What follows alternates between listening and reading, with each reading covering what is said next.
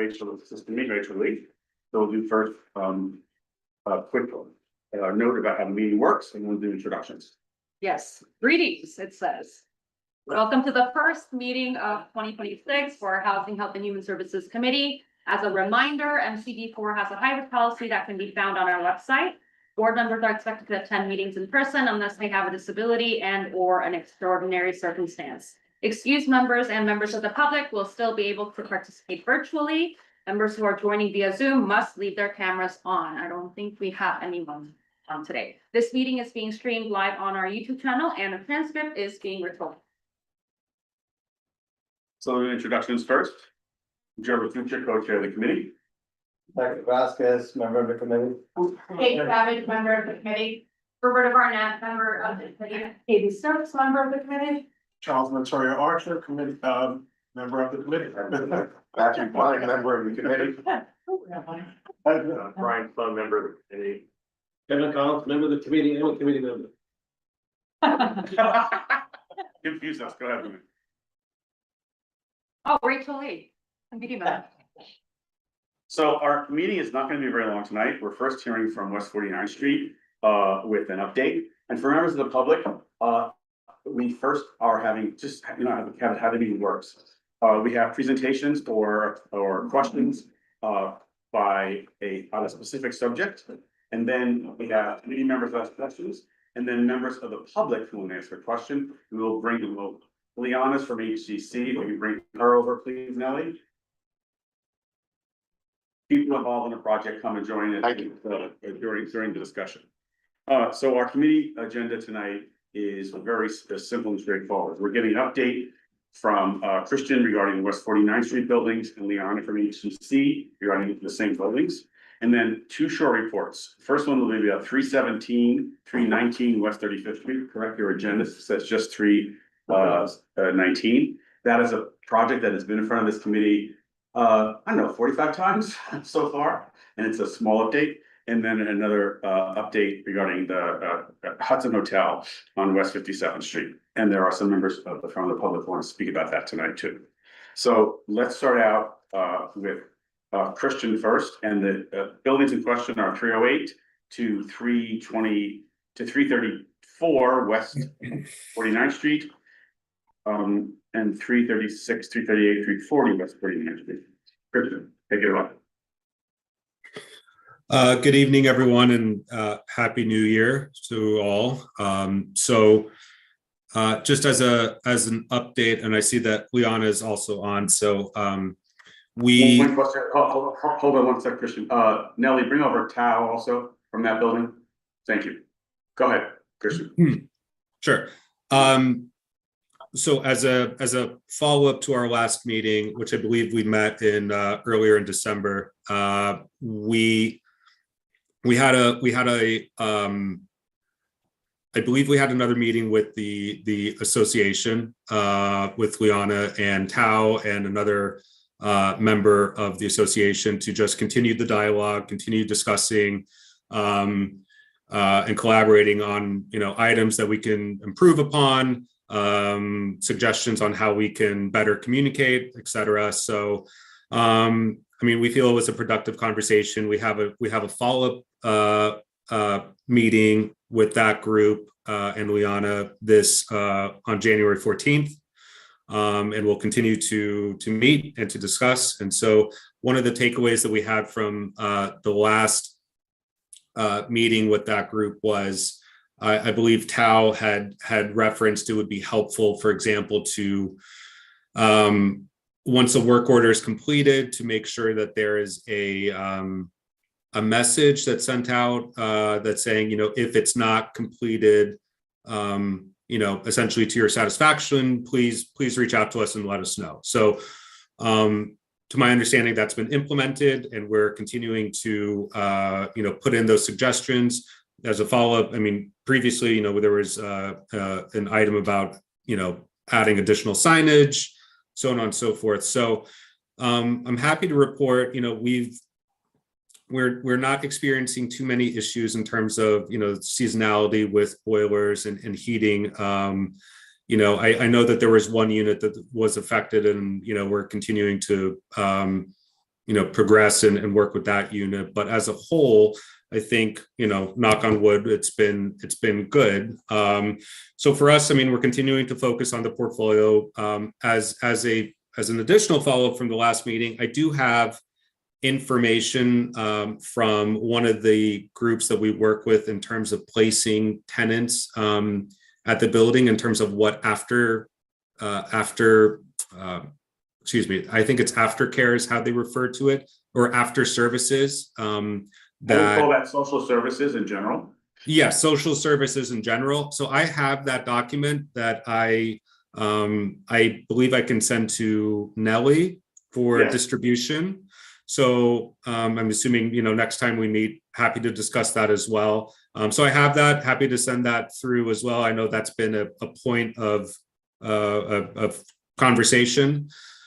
So for us, I mean, yes, we're continuing to focus on, what we can improve upon, continuing to collaborate with the tenant association group. And I hope, Tao and the team or that group feel like there are improvements, but, happy to hear their thoughts as well.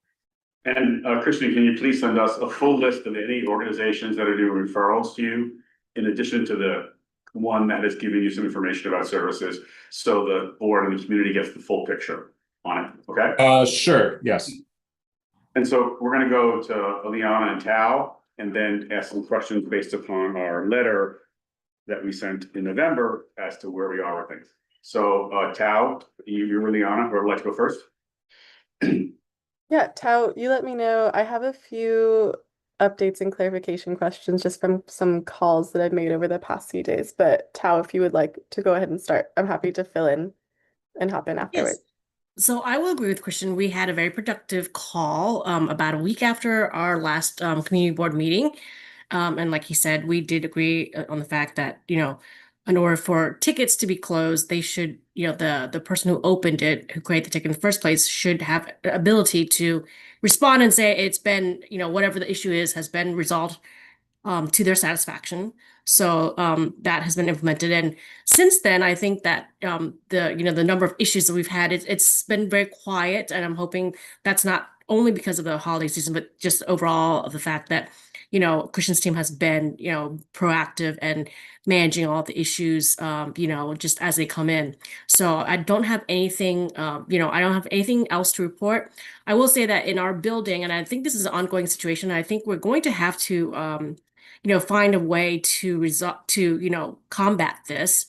And I know it's not just with my building, but I know having spoken to some of the other tenants, this is an issue with other buildings. And that's the case of tenants, visitors jamming the doors so that they don't lock properly. So that means that the door is open and people can come and go. And I know that the security cameras have been installed and whatnot. And I'm aware that New Amsterdam and Black Spruce don't have control over who comes and goes, but perhaps we can think of something, a workaround, so that this ceases. Whether that's, my thinking was that to find out who the tenant is who's letting these visitors come and go, or who the tenant is that these visitors are visiting, and holding them responsible. And I know that's a whole process through the housing courts and whatnot. But hopefully, maybe. I don't know. That's something we'll have to put our heads together and discuss. But that's really it on my end. Is the intercom working now in the buildings? Because that people normally jam the doors open if the intercom's not working. Is that working now?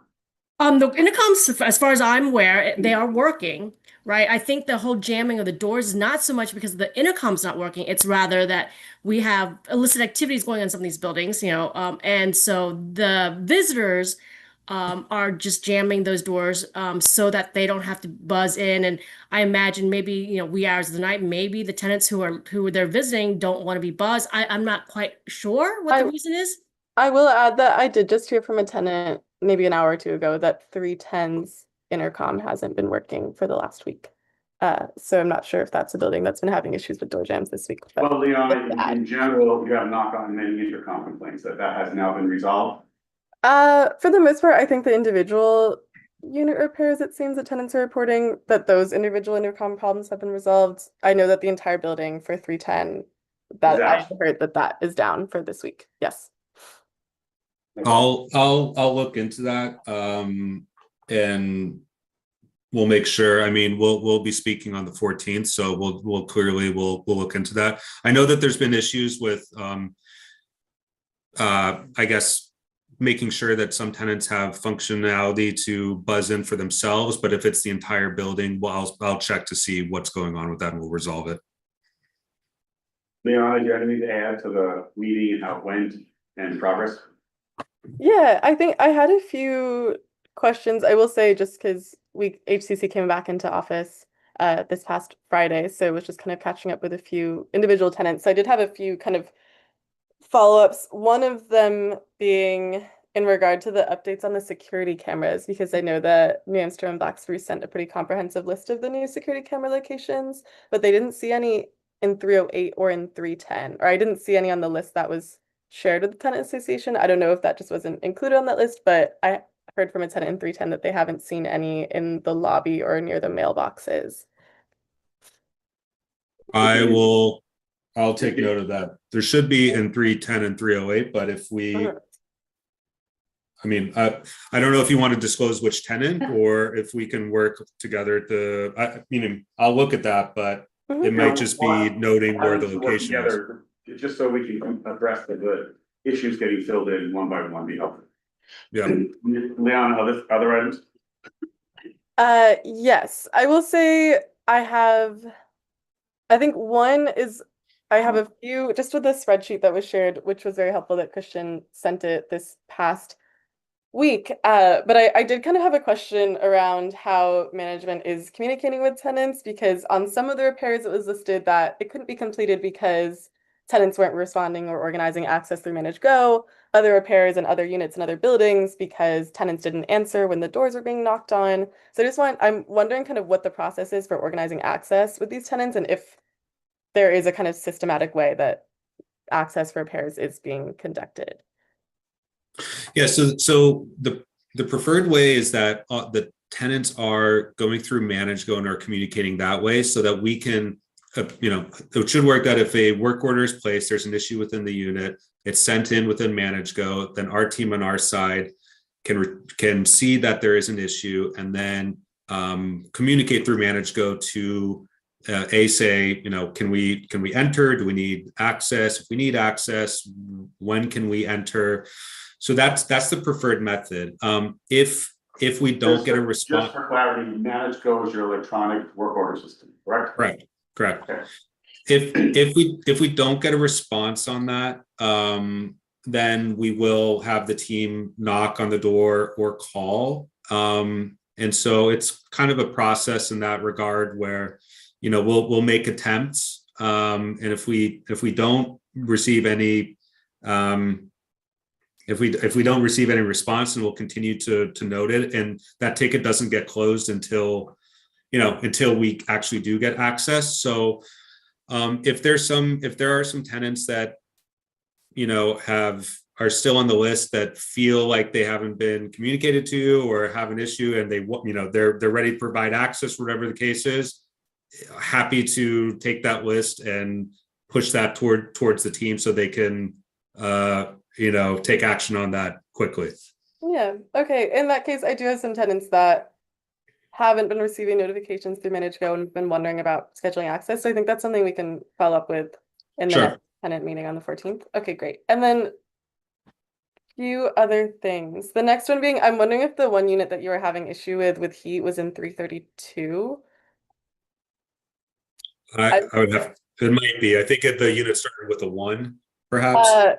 Yeah, she's on the second floor, but I ask you because I think the two folks that I've been hearing about with issues from heat in the past week are people that have been having issues with radiators specifically.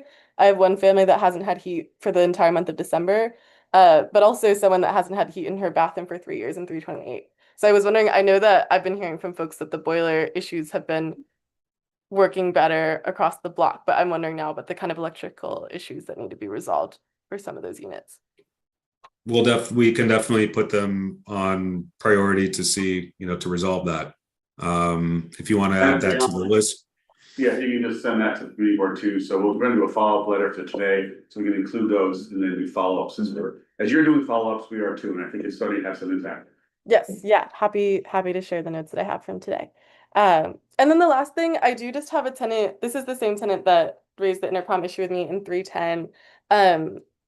And he raised it with me, and I think that I'm having kind of other questions now because of it. But he mentioned that he had a few interactions with an employee, one of which this tenant had left his keys in his apartment door, and the employee knocked on the door to tell him that he had left them, and then he said, "Oh, thank you." And the employee said, "Okay, will you give me $10 now?" And this tenant felt intimidated and felt like he had to give him money. And then when the intercom went out this past week, same employee was going around knocking on doors telling tenants intercom went out.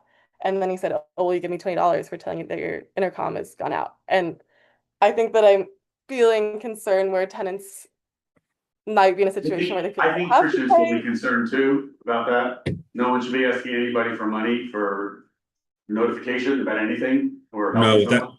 no, without question. Can you, Liana, could you email me separately the Yeah, employee? I'm assuming you Let got us the keep it name of the more employee. confidential among yourselves there. yeah, Yep. absolutely. I'm happy to follow We'll up note with it it. in general, but not, yeah. Yeah, happy to follow up over email, but just wanted to raise it. I don't think this is the first time I've heard of this either on this block or otherwise, but wanted to flag today. That's not condoned by us whatsoever. So I wanted to go quickly through our letter from November 17th, and you can give me some quick updates, Christian. The front door lock at 340, that has been repaired. Yes. Okay. Intercom systems, except for the one we heard about today, seem to be okay. How many apartments do you have now with illicit activity where you're pursuing legal action? Where we're pursuing legal? Yeah, we noted that there were a number of apartments that have some illicit activity and you were pursuing legal action. You might have reported that before. Just want to get some quantification on it. Well, I mean, I'm trying to recall because I mean, we definitely have tenants that are in legal for nothing to the extent of No, not non-payment. I'm talking about just Right. like something's happening that you're pursuing. right now. You calling the police? No, Well, is that- I'm sorry, somebody asked me a question. No. Sorry. You would identify there were certain apartments that are involved in some kind of illicit activity and you were in court with those tenants. Just how many is that across the buildings? I'll have to check on a specific illicit activity. I know that we have some more serious non-payment cases, but I know that's not what you're asking. So No, I'm not asking about non-payment, just if something's happening that's creating a danger on the block or in that building. And you said you were engaged in that. there right now, at least, that we don't have any of those Okay. instances. This is from our November letter. And I don't remember them saying that. Yeah, it seems like the squatter issue was resolved. Yeah, and I Right. remember we talked about non-payment being in court, but I I don't. have in our letter on page 3, illicit activity, certain tenants jamming the front doors that we just talked about. Oh, well, that may be very difficult to find out because it sounds like they don't know which, it's not the tenants, it's the visitors of the tenants. Or it may be the tenants, normally it's the tenants who jam the door so the visitors would come in unobstructed. That's the Actually, pattern. but I guess that's all tied into that same thing that I was figuring out. Okay, so they'll find out. The package theft, has that been resolved, Tal? The package theft, well, no, it's not been resolved. I know that one of my neighbors, I installed a doorbell camera, and one of my neighbors, this is right before, I think this was on December 23rd, came and asked me, since I live on the ground floor and I'm the unit that's next to, well, closest to the mailboxes, he asked me to share my video because someone had stolen his package. Right. 20 minutes after it had been dropped off. So then that was December 23rd. So since then I've been out of town. I just arrived back on this weekend. So I haven't really had a chance to talk to any of my neighbors about things that have happened over the holidays. But I mean, it seems like it's still ongoing. Okay, so you're working with an association, Christian, on helping resolve this or mitigate it. Yeah, I mean, we're mitigating to the best of our ability. I mean, we do Yeah. have, signage. We do have this, the doors so that, someone off the street can't just come in. Although the door jamming, I acknowledge is that's an issue if that happens. So it's a difficult task that to solve, but we will do our best to continue to try and mitigate it. Thank you. And now the monthly meetings are happening with the tenant association, so there'll be another one in February, so this, we can count on this constant communication, which will resolve these matters as we go forward, yes? Yeah, we're like I said, we're open and happy to collaborate with the group going forward. And I sincerely say I think it's a productive conversation, and I'm happy to continue to work through that. So yes. You noted that on vacant units, there were 20 units on October 7th meeting. Are there still 20 vacant units, and what remains vacant in the buildings? That's ongoing security issue, obviously. There's approximately around that number still, but that is because tenants are moving in, new tenants are moving out, or new tenants are moving in, old tenants are moving out. So we're continuing to fill that up. I know that we do have some units that have gone through a larger, not a renovation, but a turn process. So we had a contractor come in, clean out a lot of the garbage that was in the basement, turn the units so that they're able to be re-rented. He's just finishing up 10 units. So those we're hoping to get people in there, tenants in there, soon. So we're making progress on that. And then we asked that for vacant units that you seal the windows on the inside with plywood to make sure no one breaks in. Was that done? I'll have to confirm on that. We did say that, but let me confirm. The last thing was for the windows that some had been screwed shut for security purposes, and that's a fire violation. Were all those taken care of, that the windows are no longer screwed shut in any? Yes, to my knowledge, yes. And I would also say that all units are being checked daily to make sure that they're locked. We don't have any unwanted visitors. Great. Now for violations, how are we doing on that? When we met last, there were 278, I believe, violations. Has there been some work on those? I think that number was higher, unfortunately. I think that's correct. I have the wrong page, sorry. So how many violations do you have open today, Christian? As of today, we have 410. But we do have a number of violations, over 20 or so, that are still in HPD verification, which means, Joe, you probably know that means that we've corrected the violation and HPD is verifying that it has been corrected. So as soon as that takes place, those will drop off. We've seen it take a little bit longer than we'd like. So that, but that's in process. We also do have 3 dismissal requests that are scheduled and are upcoming within January and February. So assuming that we can get access for those dismissal requests, we should be able to clear a lot of the violations. And then we still have the 5 units, which represent over 120 so violations, which we are going through the legal process to resolve. So Yeah, I'll just note it was 472. So you're down to 410. That means you've cleared 62 since October. That's arithmetic. But we noted that outside of the 8 units that are the troublesome ones for you for access and things, there were 287 violations outside of those 8 units. So have you made progress on those? Those we should have progress with, because the violation cure date, we're past that date. That's what needs to be corrected by the dismissal requests, which are scheduled. Great.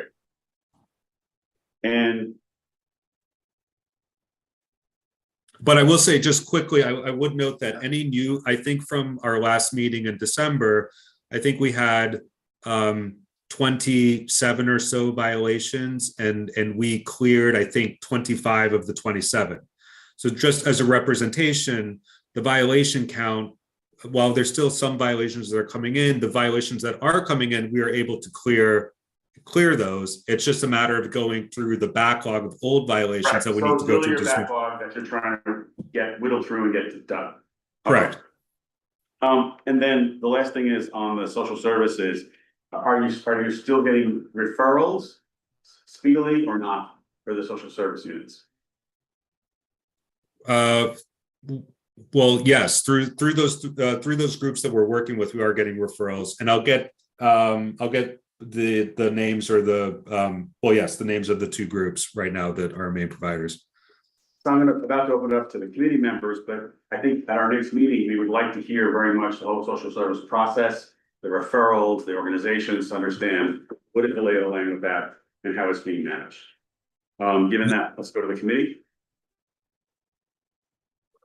Yeah, I guess I just have one. I think it'd be super interesting. We've asked them to maybe sort of take a step beyond the contract. We've asked them to think about providing social services in the building, even though the contract doesn't I require mean, it. the regulatory committee. And so I'm wondering if we can find an example to give of another provider who has gone beyond the regulatory agreement without being obligated to, and has provided services in the building. I think that would I be, think the problem is that all the regulatory agreements since this one was signed, all are a requirement to have social services. Yeah, so this is the anomaly. This is the anomaly, that's the problem. 2020. In the middle of the the pandemic. Health shelters that were just throwing the neighborhood in chaos, so it just kind of slipped through, but every other property that we've ever discussed With some sort of subsidy, has. right? Can I bring up a point though while we're speaking about this, because I appreciate the conversation regarding the social services. I think when we were meeting earlier last year, I should say rather, I think there was a lot of focus put on that. But if we're looking in today's state of the portfolio, I think we could hopefully all agree that it's a lot. There are a lot less issues that are occurring. Not to say that the social services aspect is not important, but we know that a lot of the issues were stemming from squatters that are, we know that situation. And there are. But I have to stop for a second. This issue is not going to go away because tenants being referred from shelters who have homeless background, have social service needs, and they need support. And I'm sorry, but I do this work as part of my own work. And you cannot just place a family or an individual without constant social services in the first year or two of their coming out of a shelter. Because there are things that you may not know, or the provider may not know, that are necessarily diagnosed or figured out, that come clear when someone is living independently.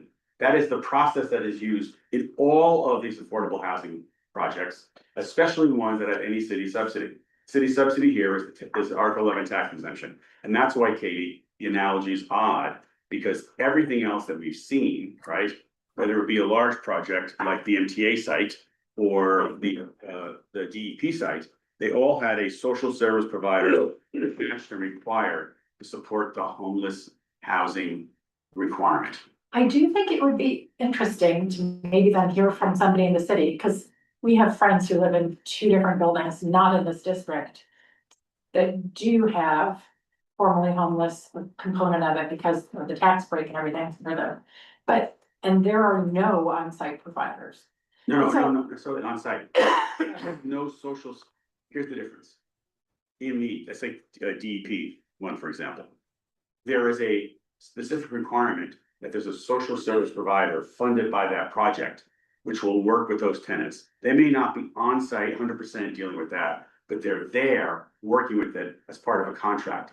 That requirement doesn't exist in this specific regulatory agreement.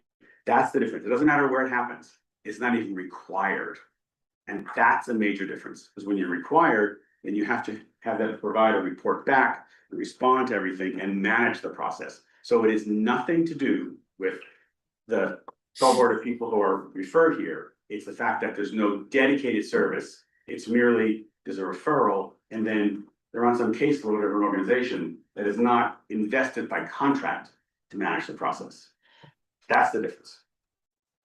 Okay, except that I think what Christian has said to us, I don't think we've ever confirmed that these people are not getting services. We don't even know who the providers are. We're finding out for the first time today. We're gonna get information.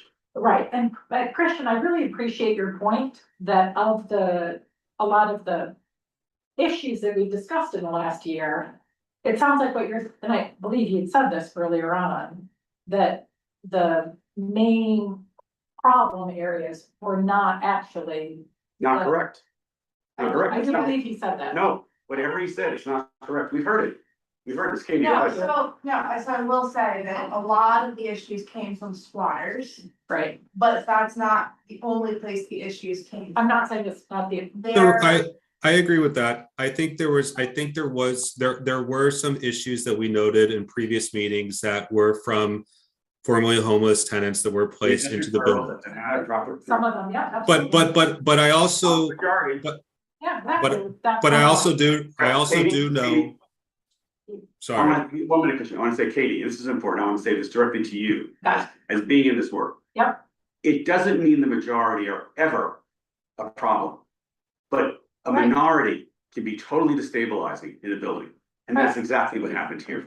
And I know this from my direct professional experience. You may have referrals of one or two people, and those one or two people can cause an incredible amount of difficulty for everyone else in that building. Right. And if there was a contract that mandated services, there would be a obligation for that provider to actually provide those services and help resolve problems. And that's not the situation we have here. So in every group, there's always going to be the majority that are going to be fine and hunky-dory. But the minority need a lot of intensive work. And the circumstance does not exist here. That's where we're trying to get to the bottom of who's the providers, what do they do? Because the truth is, many providers will just place and walk away. They say they kind of do something, but they don't. That's a reality. Charles will say yes. That's the reality of what happens in this world. So, Right. Joe, I agree with you, so I don't want to appear like I'm disagreeing with you. Yeah. But I also, to your point, a minority of people can completely destabilize a portfolio. that's correct. In That's this specific instance was certainly the squatters. And Okay. exactly. No, there was also the mother and daughter that you reported on that were HRA referrals that had serious mental health problems. Right. And they created fires. I agree with that. And that has been resolved. But today, Right. in today's environment, and today for the portfolio, I think we can agree, and Tao and Liana, we can agree that it has certainly calmed down a lot. And the difference is that I'm not saying social, the difference is that the squatters have been removed. I'm just making that statement. So I'm I don't, actually talking about the future and not the past. It's the going forward that we want to make sure this does not replicate itself again. Because through the process of people not being supported, one or two get through it, and the social service net is not there to help them, and then there's problems that happen. Yes, Kate. so, what Joe was saying about the future is what I was gonna say as well, and to that point. There were two women in one of those buildings that were sent to prison for massive drug dealing. And they were there on vouchers, so I'm assuming that means they were formerly homeless, Yes. that's all the details. So again, it's the fact that, the people who might be there now are okay. But how do you know in the future if you don't have a social service partner that is vetting and then also coming back and checking in to make sure once the person moves in, that they're still, stable, that everything is still going well. Because if you have that provider partner who's doing that work, they can alert you in advance. It's an early warning system for management. Charles? I guess with the providers, I guess I'm just curious. Every provider has an audit, they have some performance evaluation. Are we getting any of that information? They're not in the even, building? there's not even, in the normal circumstance, there would be some sort of contract. They don't provide it. And they Okay. don't have it. Okay. They were never asked to. They were never required, and they're merely getting a referral source. So Okay. therefore, I'm a provider, I wanna place people, I can refer people, but I have no legal obligation to make sure they succeed. Our goal always is people succeeding. So Christian's gonna get us more information Right. on the providers that they're working with. Was your question addressed, Katie? So, yes, so, what we have talked about Mhm. is that we would like Christian's organization to take on an extra legal obligation that isn't in the regulatory agreement. Legal and financial. Exactly, and financial, that's exactly it. And so I'm wondering, because presumably when it is in the regulatory agreement, there is funding provided. No, Um, it's funding out of the project. That's what. No. right, funding on the project, but because there wasn't funding in the project, because this wasn't included, I'm wondering how. I think I don't want us to lose sight of the fact that that is a piece that needs to be addressed, and that we're asking them to take on an obligation that was not in the regulatory. So my question or my counter to that is, which is larger, the tax exemption that they're receiving or the cost for contracting with the social service provider? If the cost of contracting with the social service provider is less than what they're getting in the tax exemption, then it feels fair. I would understand if for some reason it's far more, but the tax exemption is pretty generous. Yes. So that should be in part of having this tax exemption. And again, you know, this is just something that is an anomaly.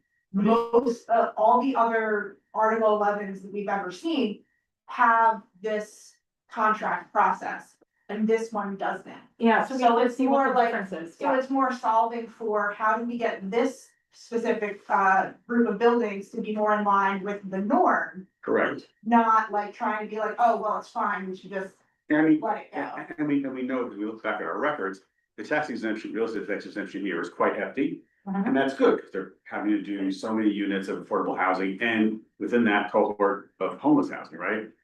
It's just about who gets to make how much where. Okay, Right. that's really what it is. Right. And so I think, what I want to say, Christian, to your credit, from where we started, and I say this to Tao and to Leon also, we're incredibly ahead from where we were, right? 100%. But the issue going forward, while we're focusing on the social service issue, it's not gonna go away. People get referred, some succeed, some don't. Getting that management, getting that support means less problems for the tenants, you as an owner and a manager, and for the entire community. Because it's not the majority, it's those one or two folks who can't manage. And if it's a social service provider, they will let you know in advance, here's a problem, here's what it is, someone's on their meds, they've gone off, like, you know, all these things that happen. That a provider would tell a manager, that's not happening here, because there's no legal obligation to do. Remind us, have we heard from the management's perspective to? They are the manager. Right, so Christian, I don't know if we had this conversation before, but when you say it's extra financial legal obligation, what did they say? We haven't even gotten to the point of knowing who they have today and what the nature of the. Right, so we're, okay, We're still in the sort of okay, information gathering process here Okay. with this. So if you could come back to us at our February meeting, Christian, send whatever information you have. And then we can really start to get into this understanding. I'm looking at a one-page No, document I'm that actually is, saying, Katie, it should be, given the difficulties on this block and what's happened in this part of our neighborhood. It's important that we are on it, because what's happened is it's gotten better because we're on it. Yeah, so much so that I think they're saying that there aren't a lot of big things to be reporting right now. I'd rather than come back and say there's nothing to report. Yes? Would there be a point in which it would be helpful to have someone from HPP?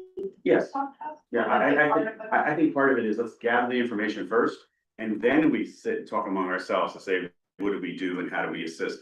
You know, and it's a new HPD member, right? And maybe also confirm what their process and policy and costs are going forward for everybody, not just this one provider. It's not about process policy, they have to make a requirement for this facility. There's no dollar amount of cost, I know that for a fact. Well, should we move on to other? Yes, yeah. Other questions, anyone? On this, anyone from the, sorry, yes. I just have a comment, and then forgive me if I got this incorrectly, but I think Liana mentioned that someone hasn't had heat for 3 years In their bathroom, on the map. Either way, wherever that doesn't happens, matter, sure. because hopefully that will be resolved and no one else ends up in that same position as well. But that just popped out to me as a big issue. Yeah. Yeah. Little slight item there. I think Christian really heard that quickly, and it'd be great if well before our next meeting, hopefully by your January 14th kind of meeting, those heat items get resolved. Anyone else, anyone from the public wanting to speak on this matter? Please raise your hand virtually.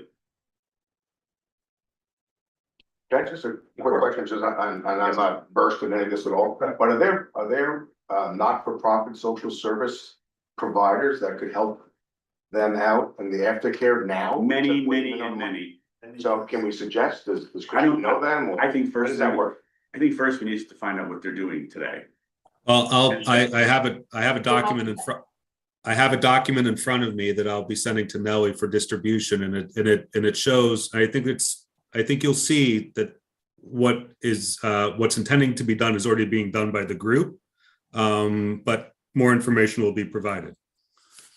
Hey, Christian, are you open to, like, I used to be the lobbyist for the agency council of DD agencies, a big association of providers. Are you open to even just talking to them if needed?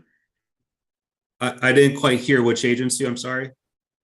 They said it's an agency in the city, an association of providers, and they're providers of different backgrounds that could be of support to you. Just wonder, are you open to those suggestions if it comes up?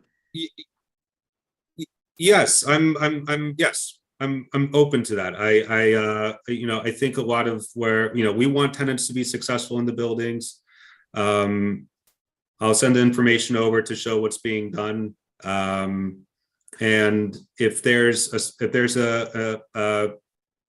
support out there, yes, I'd be happy to speak with them. Thank you, and thank you for all of you going through this process, dealing with it in public and moving it along. We really appreciate it very much. Thanks. And there's no one from the public wants to speak on this matter. So we'll go on to the two small reports. We're going to do 317, 319 West 35th. Everyone, the longer term committee members remember this project, right? How many times have we seen these folks? These are the folks who have illegally demolished 2 residential buildings on West 35th between 8th and 9th.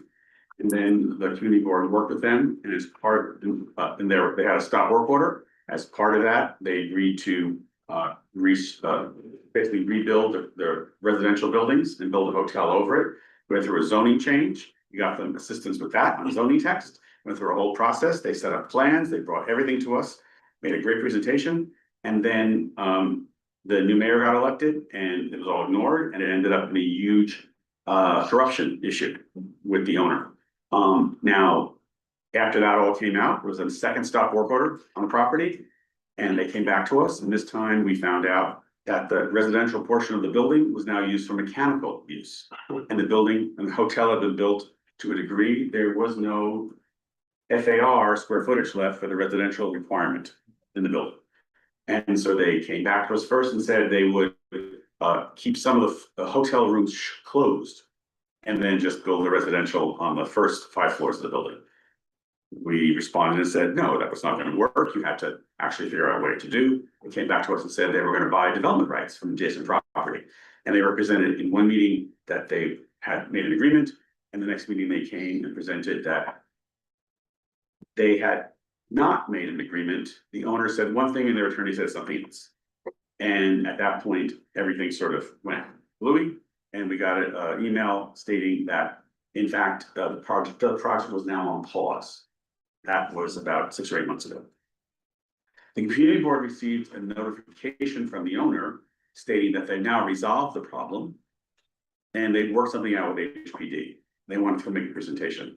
I said to Nellie, let them brief us first, because we don't want to, we spent so much time in this committee having this project, but it's not going. Unbelievably, they haven't gotten a briefing yet, but they were an email saying that they haven't been able to buy any development rights, but they're going to close certain floors for the hotel in the building. And they are going to work to do remember it's the elevator, the security of the elevator, and the fire stair. None of that seems to have been resolved. So what I asked, I asked to meet at HPD, but of course, this is in December. Nobody was home, kind of thing. So we've asked to try to set up a meeting with the owner just to get briefed as to the full details. But I've also have information separately that there are many people who have been trying to buy the hotel site. So I don't know quite what it is, but I felt I wanted to report that although we reached out to, it wasn't appropriate to have a meeting, a presentation, because it seems to be like the same presentation that we had already rejected. So they'll hopefully will come back to us in February once we have more information. And who were the fraud charges against? Was it the owner? The owner. So when you say the owner has reached out to us, If which you- owner is it? If you remember our last time we saw this, the owner, Mrs. Who, had transferred the property to her son Leo. So Leo is the one who's reaching out. But it took a moment to understand, like, what are they reaching out about? Like I said, he said, oh, they resolved it. I don't know how you resolve. You don't have enough square footage, you can just resolve it. If I remember correctly, you also circumvented the stop order. Yeah. By using a different entrance and avoiding. They were bringing materials in from 36th Street, and then they said the great thing, the part of the building said, oh, there's no reason for compliance because the building's been demolished. Yes, it has been demolished, that's why there was compliance. So again, this story goes on, but I wanted to give us just an update. The other side, we have some tenants here from Hudson Hotel on West 57, West 58th Street today. And they're gonna statement read by that can give it to Rachel to read. But in general, the board has had several meetings with the tenant association and with the new owners. What's happened here is the owner that we dealt with here, the Smecki brothers, remember them, the Mexican billionaire sons? They have lost the property. And the mortgage holder, Parkview Financial, has taken title. So they stepped into the shoes as the owner. They have been very different to deal with. There's lots of issues to work out still, but the board was contacted wanting to, because when they took title, they read all of our letters, and understand what's going on, what's managing. So they've been working with the SRO law project out of Riverside with the tenant association and with the board, and we've had like three or four meetings so far, back and forth. And although there's more details really to work out, there's been an actual discussion back and forth for the first time that I felt very positive about. Like yes, we will do this. No, like very, very clear. And what they want to do is basically the same cure plan with the building and try to deal with more of the tenants' concerns along the way. So for example, a specific thing, some tenants needed to go to a larger apartment because they were in a smaller apartment. The new owners have agreed to that. No, we haven't got the details worked out, but they have agreed to doing that, which is a great move ahead. Some people want to stay in their apartments during renovation, and the owners have agreed to that too. So many of the things that were sort of a stumbling block with the Smecki brothers, instead, it is now moved ahead. And Goddard has actually pulled together a temporary and permanent relocation agreement, and that's been reviewed in detail. And again, we're not to the end of that, but at least it's like we're moving along on a bit of a path. And I wanted to just report on that and then give the tenants their moment to speak about it. So if you can read Ken's statement first. Sure. So And then let me ask also, anyone who wants to speak on this, can you please raise your virtual hand? And then Nellie, can you see who they are? And we'll bring them over. We have Raul, Susan Lon. Okay, yes, go ahead. Awesome. Okay, so this is a statement on behalf of Mr. Ken Leach, who's a tenant, resident at the Hudson Hotel. First, I would like to express my gratitude for the support we've received from this body and other partnering agencies. I think we can all agree that our neighborhood, which is literally the border of Hell's Kitchen, Upper West Side, Midtown, has made quite a transformation in the last couple of years and is booming. The Hudson Hotel is a historic building in a rather prominent location of the city. It stands as a historic 1920s brick skyscraper. I understand our building has many legal complexities involving lawsuits that may very well range all the way to courts in Delaware and even Texas, as well as here in New York. And this is causing me and other tenants to feel a little nervous about the current negotiations. Given the new City Hall administration and the Mayor Mamdani's personal commitment to making more affordable housing available, would this body think it prudent for us as tenants to reach out to the administration for more support with the legal complexities? I think City Hall may find it critical that this building be dealt with due to its location.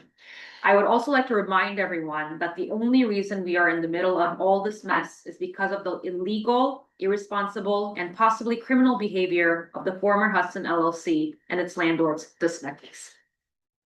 Boy, is that accurate. Let's go to Roll. And there's one more person to bring over with a hand up. Nellie, Roll. You're on mute. There you go. Sorry, guys. Hello. Can you hear me? Yes, you can. Oh, fantastic. First of all, Happy New Year to everybody. And thank you for your service. I know what it takes to be there. It's a lot of time commitment. So thank you, guys. I just wanted to be here available to answer any questions that might come up by the committee, especially on the thorny issues. Right now, we are working on the particulars of the permanent and the temporary relocation agreements. And some issues have come up. I don't know if Joe, if you're gonna touch on any of those, but I'm here available if there are any questions that you might have, and just be available. Thank you. Can you bring over Susan also? Nelly? Susan has to accept being promoted. She keeps declining. Oh, so Susan, if you want to speak, you have to accept. It's part of our Zoom culture here. Yeah, sure. No, she put her hand up again. That's the promotion. So I can just say that Goddard Riverside has been really great. These are very thorny, serious issues. Something as simple as somebody lives in an apartment and they want to keep certain storage cabinets. And someone's been there for 50 years, okay? So that's a good thing, right? So how do you do it? In an agreement, there's a section called special conditions. So it can be inserted in there to tailor the agreement for people.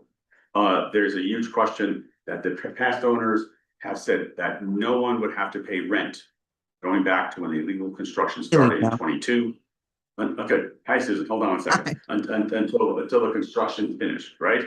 And that's something that has been agreed to, but how that gets effectuated in terms, like the fact that we're actually, the agreement's there and now it's about how to make it work, that's a huge leap ahead from where we were before. There are families who are 5 people in a single room, or a family of 6 in 2 rooms. And the prior owner said they would consider relocating them, but there was very much, if they did this or that, there's no conditions, it'd be part of a whole discussion. So these kind of things, I think, has given certainly me, having dealt with this over a couple of years now, a lot of feeling that we're moving ahead on this process. And something as simple as the prior owner unbelievably painted the lobby black. It looked like you walked into a tomb. We asked, could you just And the please whole paint front it? of the building. Yeah, could you please make it a lighter color? And they painted it and did it. There is no drinkable water here. So everyone has to get bottles of water. And now the new owner kept not following through on that. Now everyone has water. I mean, these are all such a low bar, but the fact that we can make a request and the tenants have a request and it gets taken care of, there's a manager on premises now. And the tenants actually talk to the manager. So I know we're going in the end, but I think we're at least on a road to some kind of resolution here. Yes. Of course.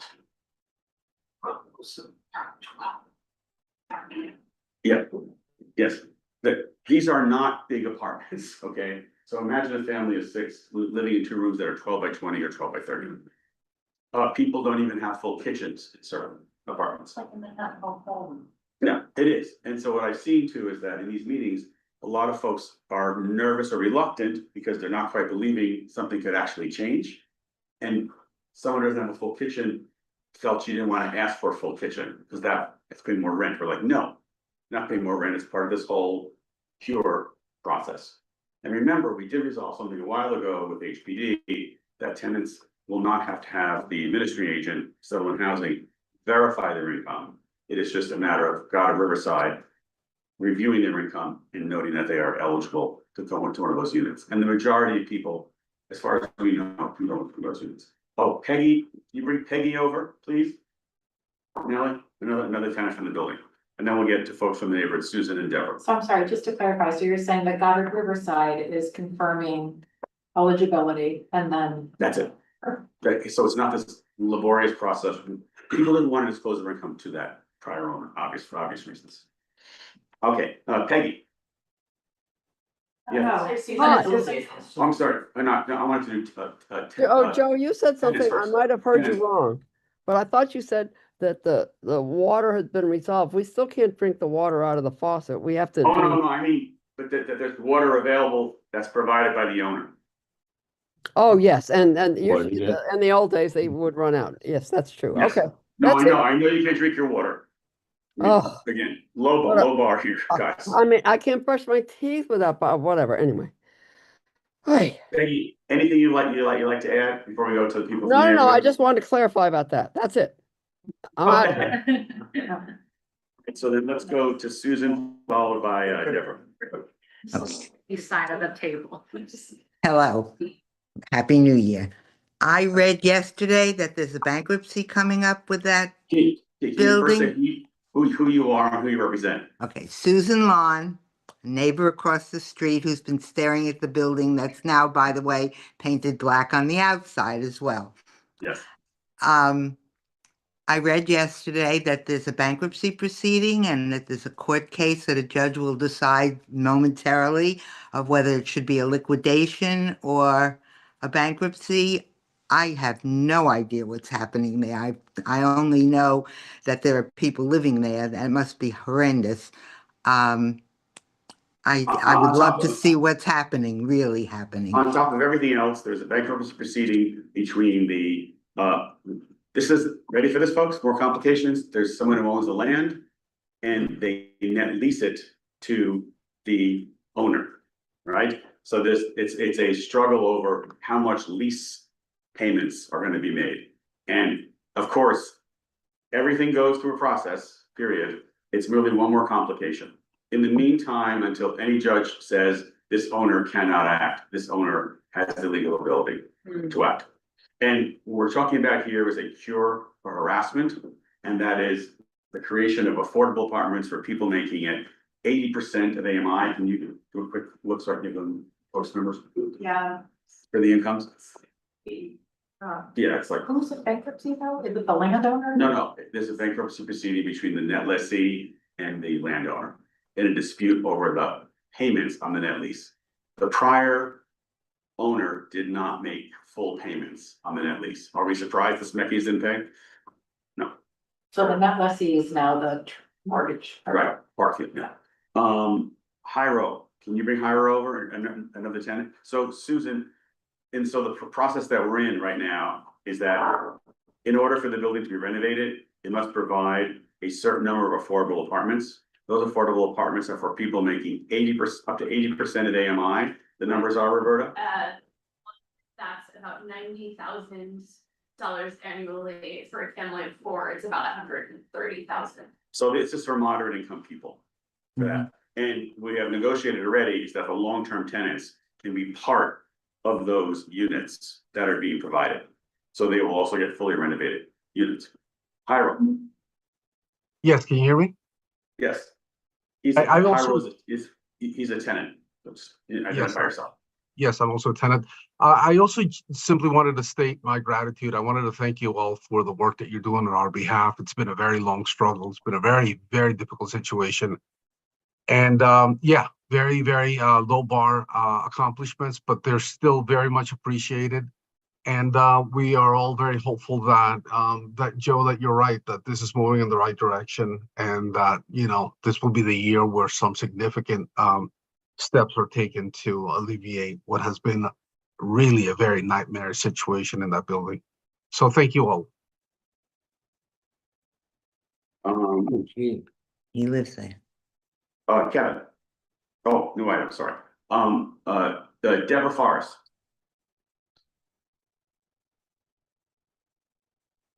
Deborah, you're muted. Unmute, we can hear you. Hi there, Deborah Forrest here.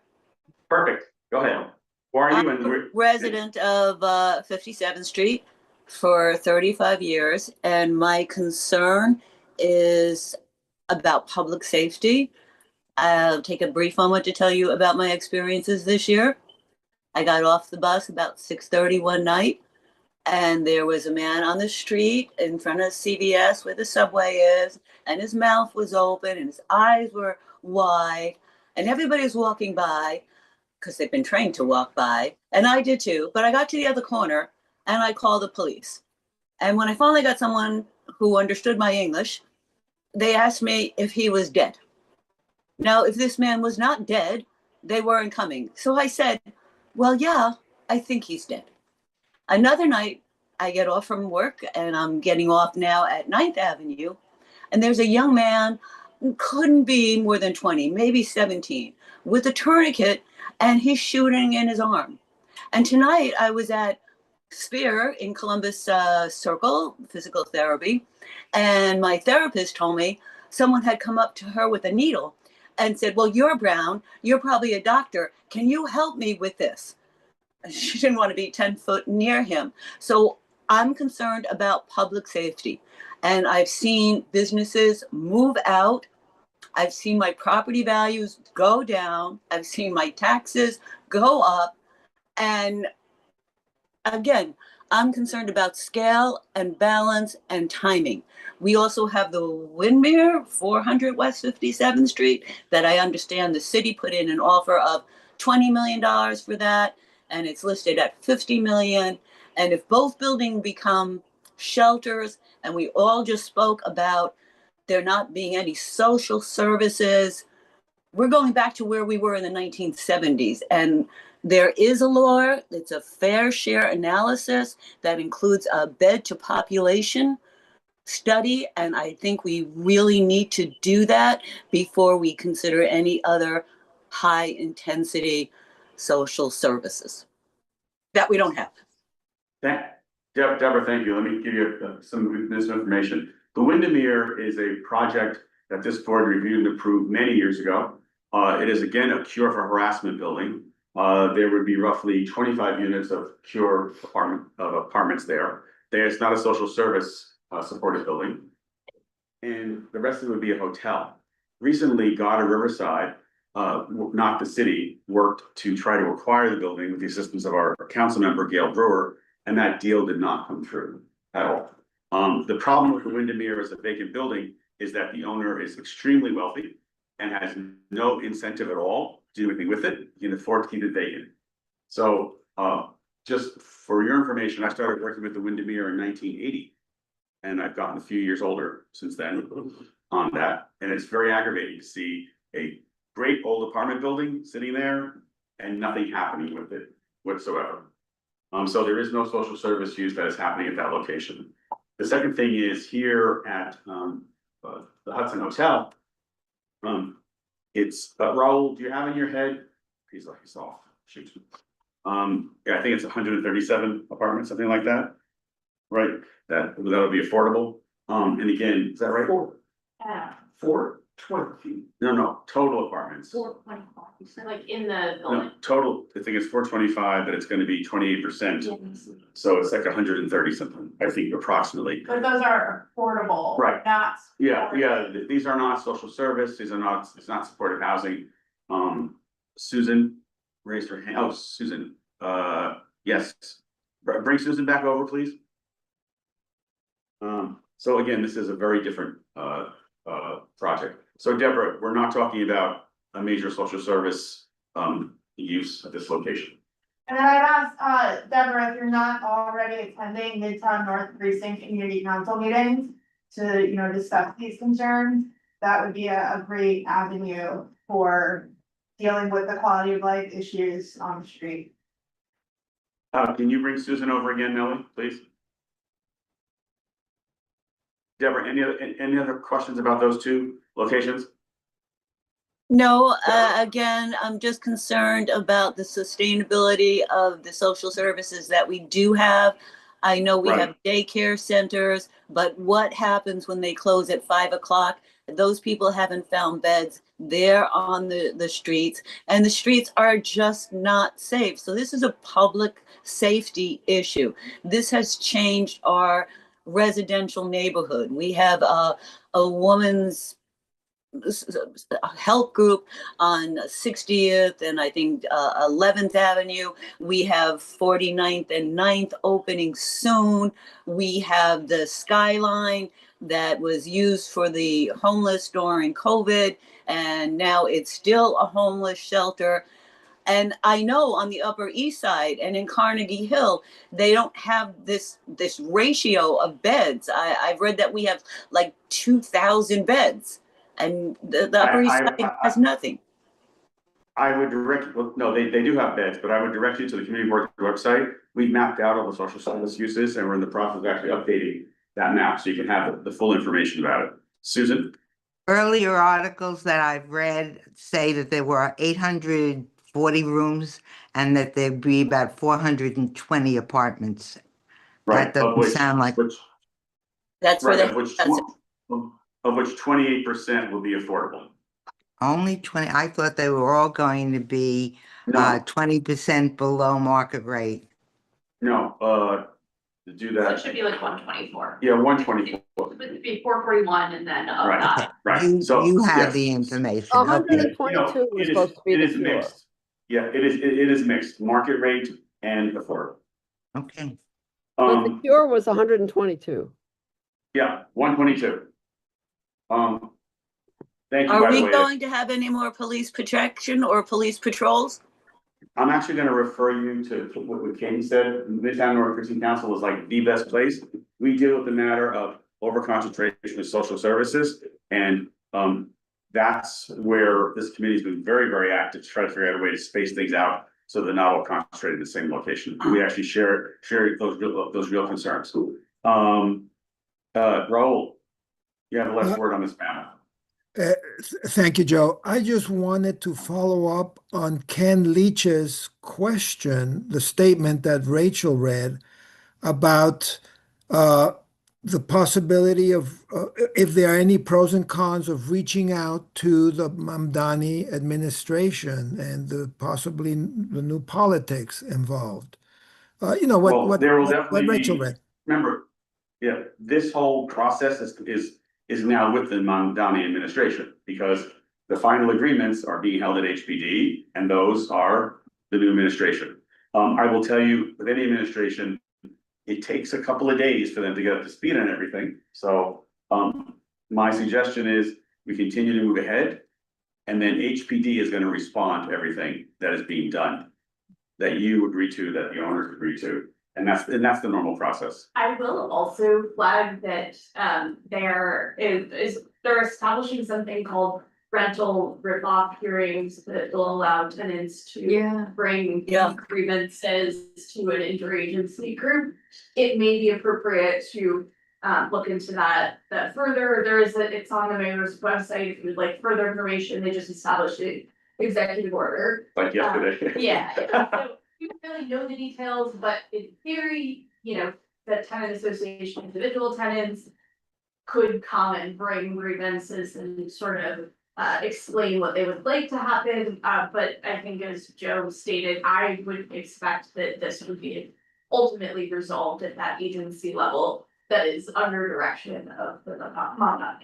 Sure, and there's a new commissioner, there's a new deputy mayor for housing. The good part is these are people who are actually trying to produce something as opposed to make a deal difference. Let me leave it at that. So Yes. just point of clarification and maybe a suggestion. So you said the next thing is we're hoping for an update in February, Yes, right? Okay, so understanding the agency, HPD will probably handle the process. I think you mentioned in your earlier background of it that some things kind of fell through the cracks when there was a mayoral administrative change, right? Transition. that is without question. Right, so maybe, so I meant the last. right. The last one, not this one.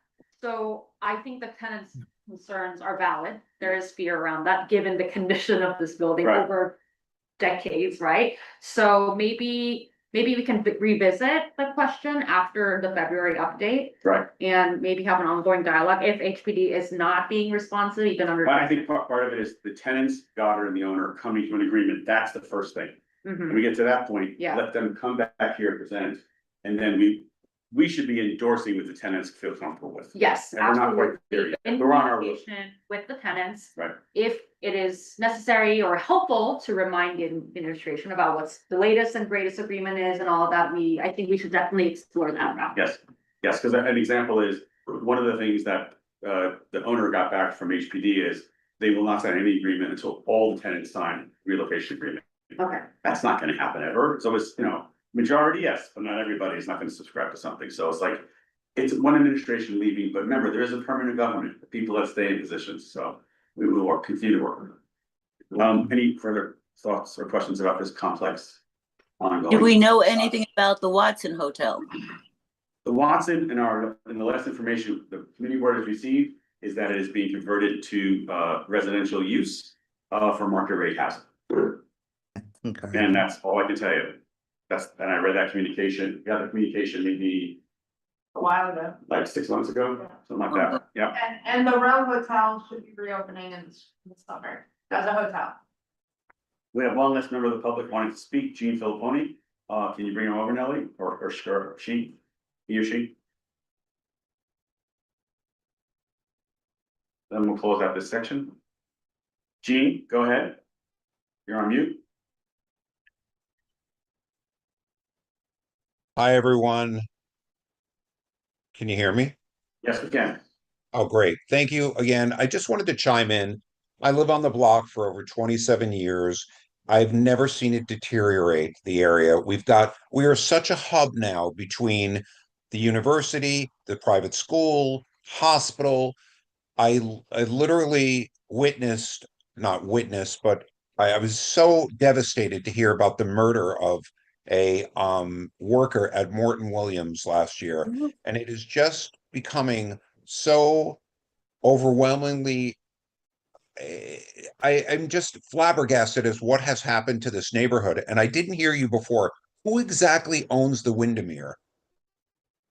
The Windermere is owned by a private owner who was required because of the prior harassment by several prior owners to renovate the building and include 28% of the building for permanent affordable housing. This owner is extremely personally wealthy, and he went through a whole process with landmarks to get a landmark approval to renovate the facade and to actually put an addition on. And then all they did was renovate the facade, and they've done no work since.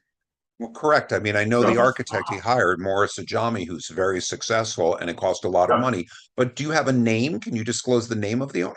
I don't have it in my head, although It's Mark Trent. there he is. I'm sorry. I apologize. It's Mark Tress, who has been to this committee several times too. He is extremely wealthy individual, and he has been in contact, and he's been discussing the future of this building with our council member, Gail Brewer, many times. And basically, he has no incentive because he has a lot of personal wealth here. So Mark Strauss. Mark Tress, Tress. Oh, Tress. Okay. Thank you. You're welcome. Okay, we're gonna conclude this portion. Thank you all. Kevin, thank you very much, guys, for attending. Kevin, Thanks, Joe. new business. New business. Just got a bunch of PSAs or updates. So in no particular order. If people can do it, I'm doing it. I did it last year. I'm doing it this year. Hope Homeless Outreach Population Estimate Program. The whole count. The whole count is this Tuesday, January 27th. For those of you who don't know, it helps identify roughly the estimate of the population. It helps them get the services and funding that homeless folks may need. Last year, volunteers hit nearly 1,600 areas across the 5 boroughs. So if you want to sign up, you can go to nyc.gov/hope, nyc.gov/hope. And if you want to join me, I'm going to be doing meeting at the Manhattan Times Square Hotel on 43rd Street. Because there are lots of different locations, and so, yeah, you can pick whichever one is. Yeah, there's like sectors all over the city for this. But just fair warning, because the count starts at midnight, so you have to be ready to do it through the night. And 9 times out of 10, it's the most freezing cold night ever, and you have to walk. That's correct. They ask you to get there at 10. Yeah. Then you go through a series of trainings. You can get out the door maybe 11:30 or 12. Yeah. Maybe finish up. It depends how quickly you walk it through. You can finish up at 2:33. But hey, it's a city that never sleeps. So exactly. Right. So and then we can also go to a place that's open to 2 o'clock or 4 o'clock in the morning and have a bite to eat. The goal is to get a good count of street homeless, so we know what services need to be provided. Yeah, yeah. But it's a very worthwhile endeavor if it fits your schedule. And we'll be heading this. Well, it's definitely, it's the city. City of New York. But there are lots of organizations. Lots of that are- not-for-profits in. And they need lots of volunteers, and you don't have to have ever done it before, but in fact, Leslie and I did it before together, and lots of people from the board have done it. Yeah, my staff goes full time. Yeah, okay, you did, see? It's a good thing. You just have to be ready to be. And dress warm. And dress. This is tomorrow. No. 27th. He said the wrong date. He said the right date. He said it's Tuesday, like it's Tuesday, the Okay. 27th. Okay. Tuesday, January 27th, Yes. 2026. Yeah. Next Uh, announcement. The Yankees are having a bad, no, I just want to flush out, I was gonna bring it up, and Roberta touched upon it, and thanks, Roberta. But not just for the, you folks, for all renters, they want to take advantage of the mayor's series of public hearings that they had me on, hearing from renters about their issues or the challenges they're facing with certain landlords. It's gonna be across the 5 boroughs, as multiple city agencies are involved, HPD, Department of Buildings, Office to Protect Tenants, a whole bunch of agencies. But I would encourage folks, renters who want to have their issues heard, to take advantage of that, because as per the executive order, the mayor's team is gonna listen to that feedback and help shape policy around the feedback they're getting. So if you want to help. Also, shape this is really important for people in troubled buildings, because the whole problem I always have is the lack of that interagency coordination. So if you want to help shape policy, this is an excellent opportunity to use it. Third, from the Mount Sinai cab, but also as an issue by itself, folks probably heard that potentially going to be the largest nurses strike in New York City history coming down the road. It was going to be 20,000, but moving pieces, some hospitals that, nurses union have pulled back to strike those because they're making progress. It affects potentially 12 hospitals, but on the west side, Mount Sinai West, Morningside, Mount Sinai proper, Columbia, 168th Street, as well as a slew of other hospitals. That could coming down the road on January 12th. And people should keep an eye on that. But the notice from the Mount Sinai cab said that they've received a 10-day strike notice from the nurses union. I've listed the hospitals affected, and the strike could begin on Monday, January 12th at 6 a.m. They're hopeful the settlements, but they're not sure.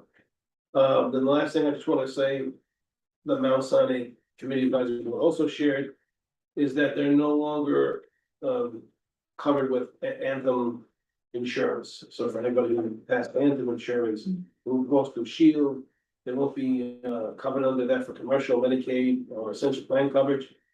That's After major. January 1st, that means Mount Sinai's 9,000 employed clinical folks are out of network on January 1st, and Mount Sinai hospitals facilities be out of network on March 1st. And for anybody who's listening who has this, there are certain health conditions that are covered under continuity of care, that Anthem has certain requirements by law that they have to keep going forward. But it gets into a level of complexity. I would encourage folks to either contact Anthem and or Mount Sinai and try to get answers. But that's a loss in terms of health coverage. So that is just some updates. That can change, and I believe that there is advocacy, like, Sure. we're seeing this fairly frequently with large insurers and hospitals ultimately negotiating over billing practices and basically pulling out. Starting, if you're worried about your insurance coverage, I would say it is possible that it changes. I would like. Well, as of today, though, they have some Yes. dates. No, everything Kevin said is true. It could in theory change in the future. You want Anthem or what? Yeah, but yeah. All this could change. The nurses could be settled in out. Oh, no, that is. Or not. There's nothing replacing it. They're flipped out of network. So you can try to go get other insurance that's in there, provided that's available to you. If you have. Or you go to another hospital. If you have an employer plan, it depends on what insurance you have. Yeah, the big issue is for another hospital, that's the problem, as there's less hospitals.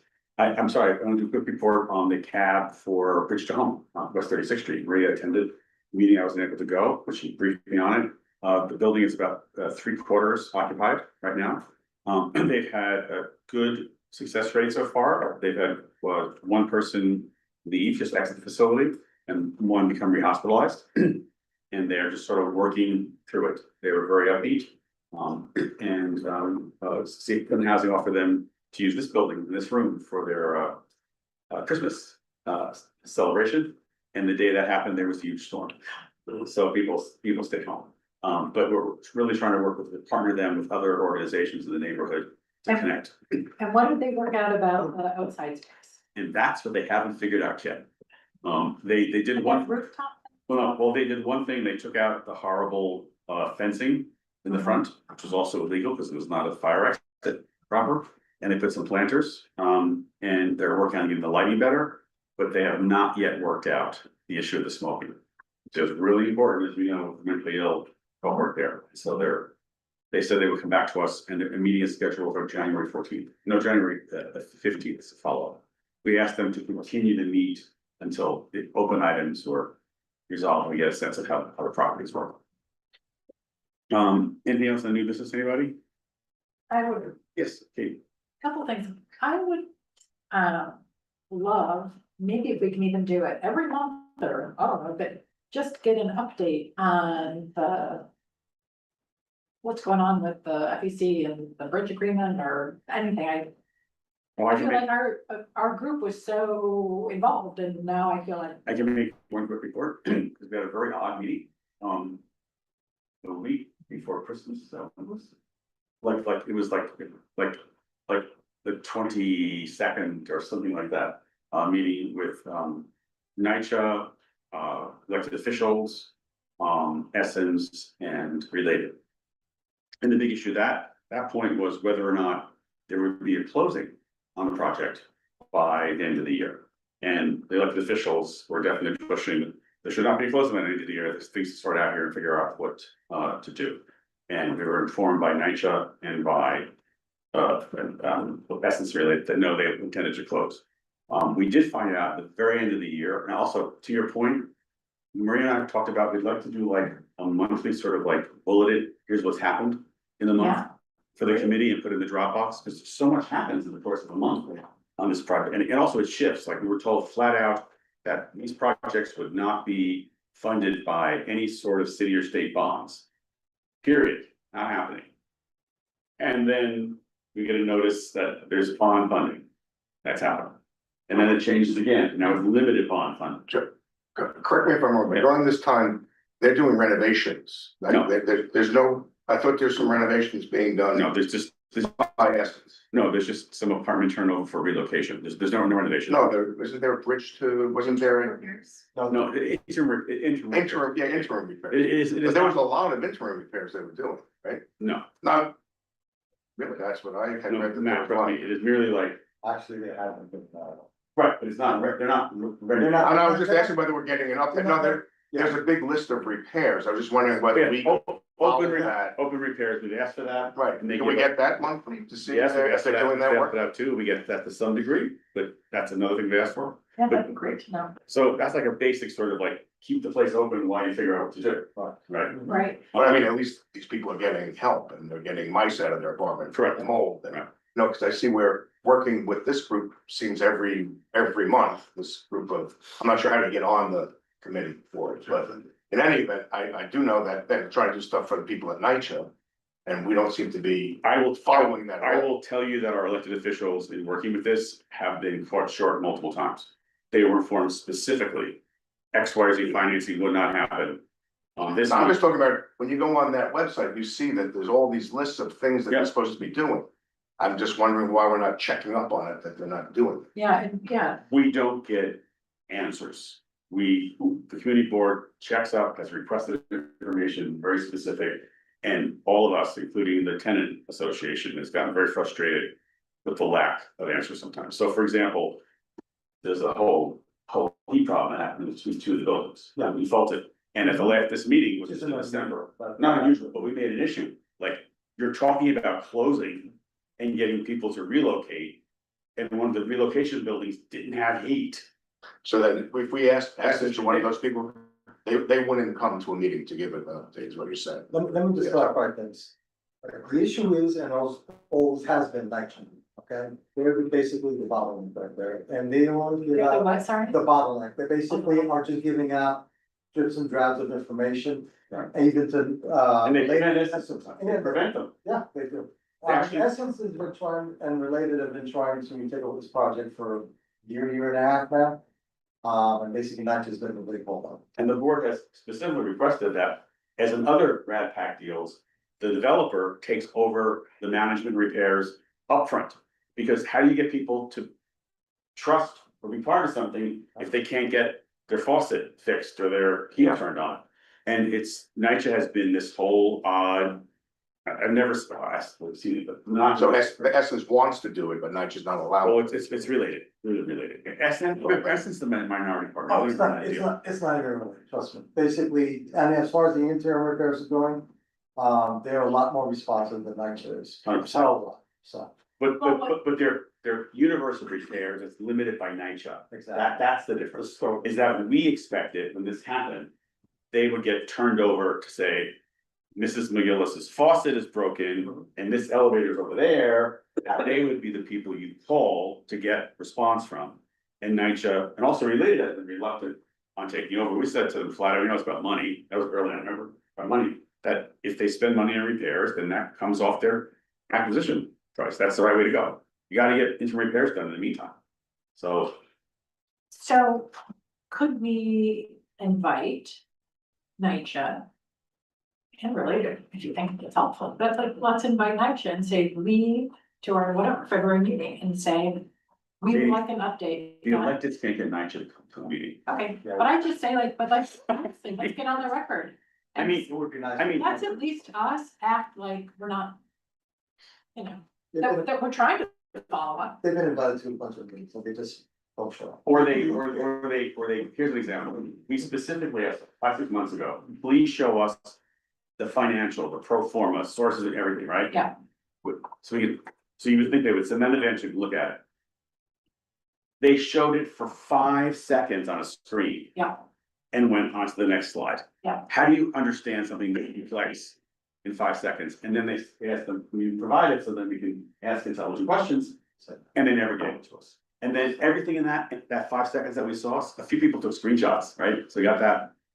It changed entirely.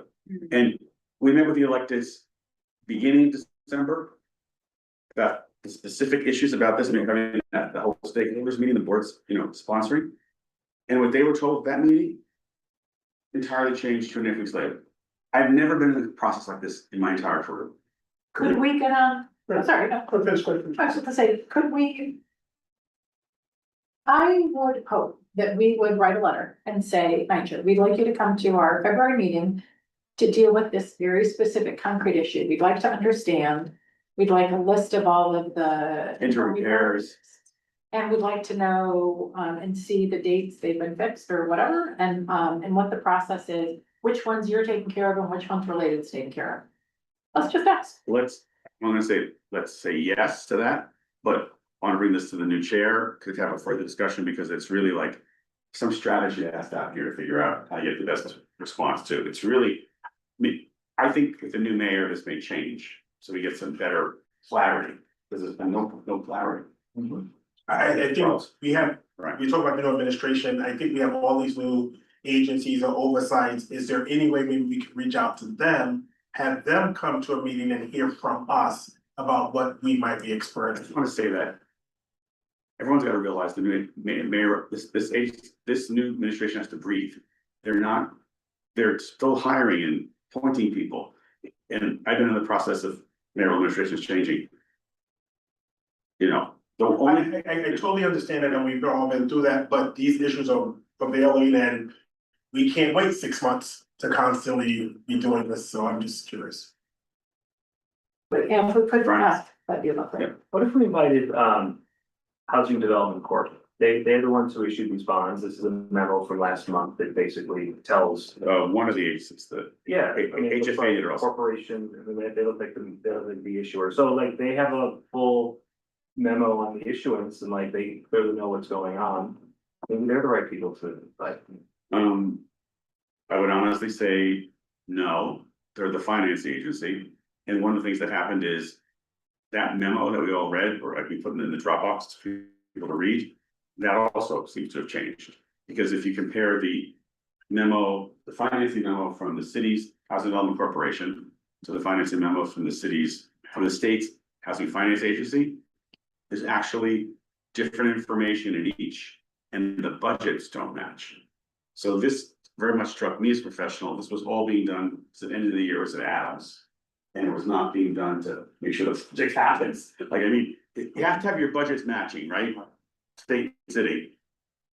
That's just like a basic thing. I don't mean to be a naysayer, I'm more like, I think Katie's idea of at least, let's focus on the repairs. That's like a simple, straightforward, give us a report Yeah. on these repairs. Where you started, what you've done, and what's up. And really, they have a report about it, with tickets and everything. They have it, I've seen it, they just haven't shared it. There's one other just very specific thing I would like us to, or I would like to know more about. Hopefully we can advocate on behalf of, we heard about, people feeling like they weren't getting, legal representation, or they have Yes. legal questions, and so I would like to know, I would like us to invite more information so that then we could advocate on behalf of legal representation. So that has changed to a degree, and that should be in our. Actually, we've had legal representation for about a year and a half now. That's the tenant association. Yeah, The tenant association is, but it sounds like there at least, I mean, I think what we heard last month was that there were specific tenants. So that's changed. So what happened is, NYCHA discontinued all the Supreme Court cases against all the tenants who were fighting the relocation issue, right? And they started the action again instead as part of the NYCHA administrative proceedings. And there's a legal requirement that there's representation for that. So like, this is the kind of thing I will tell you, I'm pretty good with like facts and information. My head was spinning in December because it kept on changing. Also, another lawsuit's been filed just last week that there was an agreement to stop any further action on Chelsea Elliott with NYCHA, a settlement agreement based on the first lawsuit. A new lawsuit was filed with plaintiffs being former Senator Tom Duane, Midtown South Precinct Council, a number of tenants, in order to say that specific matters of law are being violated in how the Elliott Chelsea project is being managed. And I will ask Nellie, can you please make sure, I'll send you those documents that I got, they're online, they're like the lawsuit for that. Like, there's just so many things happening. Do people feel it's good if we do like a bullet list monthly? It just sort of just gives you information. Like the latest that we know Right. and The what latest is news. urgent, And it's okay, right? and no editorial, just like, here's what happened. Yeah. Here's what happened. To the extent we have the information. Right, to the extent we have. And it may change. Because we're getting Fair it, enough. it's Yeah. really weird, Katie, we get the information on the 1st of December and then the 12th, it's entirely different information. But on the law point, before we move on, Yeah, so exactly. I know there are many things also happening behind the scenes. Mhm. Individually, people trying to get some legal support, whether it's legal representation or someone just to handhold the tenants through the legal process. So I'm aware of this because I've also helped connect some of the tenants get, for example, Chinese language speakers to help translate the court documents, or at least explain what the process is, not necessarily representing them legally as an attorney. Right. So I know that there are some efforts happening, not saying that they're perfect, but in terms of gathering the latest and greatest information, we also have to know, like, there are things happening on the grounds because of probably the frustration and the urgency of the issue, Yeah, and right? So I would love for us to, as a community board, to be able to. We've heard over and over and over again from the tenants that they feel like they're not getting good support, right? And I Right. feel like that's something that we could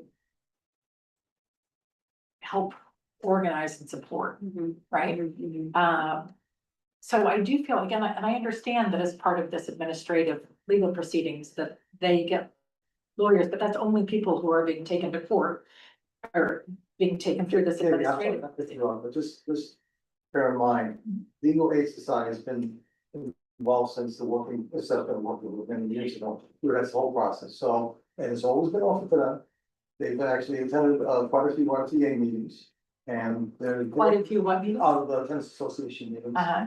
And basically, they're always there, readily available to go over the paperwork. And they have held, by the way, in December, Legal Aid Society held a few seminars at both LHLC and Fulton, specifically explaining legal rights, the process, what happens. The problem is that what's represented by the developer / NYCHA one day changes the next day. Like, people were told, Yeah. without question, you must vacate your apartments by like the 21st of November. Like, it had to send a notice by a certain date. People are told the notice is coming, the notice never got sent. So therefore, you get this whole lead up to expectations, doesn't happen. And that gets people, whether you're for or against, gets you discombobulated. Do you think it would be helpful? Because I know that there's a tenant legal monthly thing that Botcher's office fills.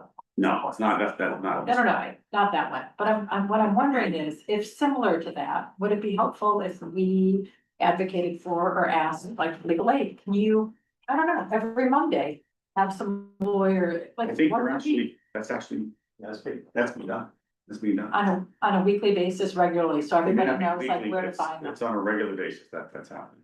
Oh, let me just clarify. We have monthly meetings, and at these monthly meetings. When you the say we, you mean the tenants tenants association.